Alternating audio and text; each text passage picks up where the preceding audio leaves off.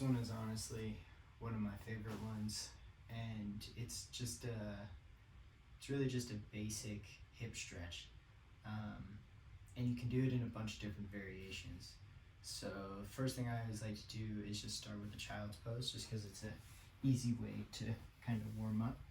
So that's just this, and I like to roll my shoulder blades back, pull them down, back. I'm trying to like bring my ribs and my stomach down to the ground.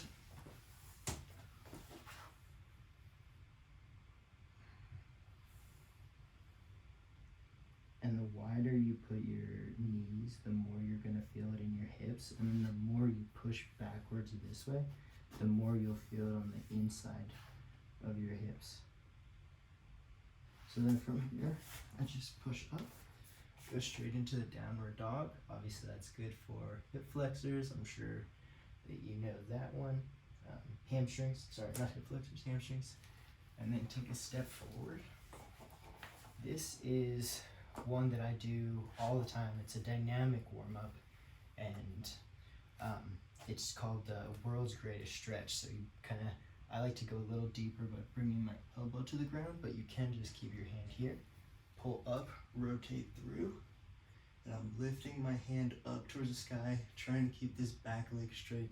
Squeeze this glute, squeeze your other glute, and you'll notice my hips are still pointing down to the ground. So I'm not turning out like this, keeping my hips square to the ground, even as my chest rotates. You can do that both sides. So here's what that looks like.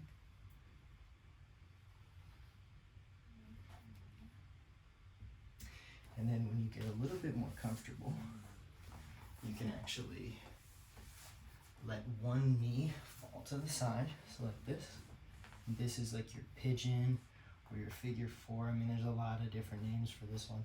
Same goal here. You will notice like my torso is kind of pointing out this way. And that's because I'm also tight here. So I feel it a lot in my hamstring here. Where you should never feel it is in your knee. Feeling it in your knee, don't do this one yet. And I'm kind of rotating, I'm twisting this way. Feel a little bit deeper here. Bring my chest down.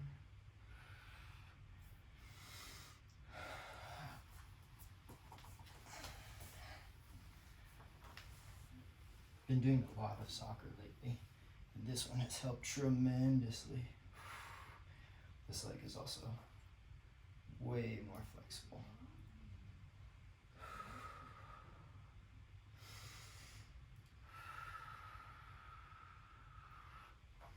So then another variation you can do is just lying on your back like this.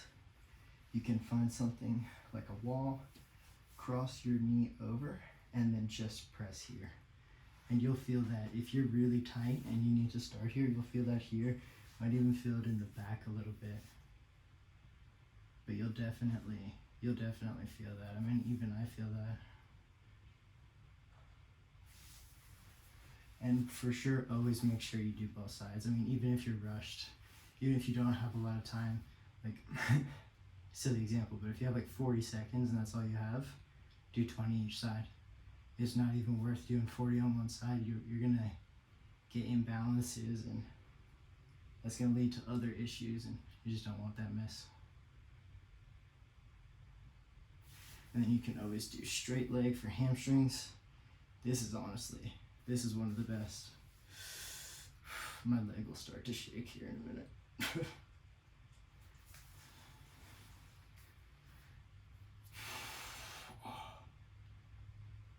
Yeah, see.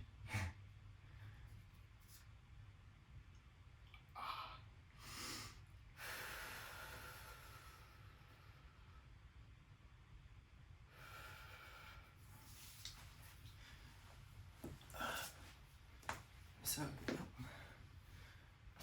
those are my tips. Give them a try. Let me know how they work.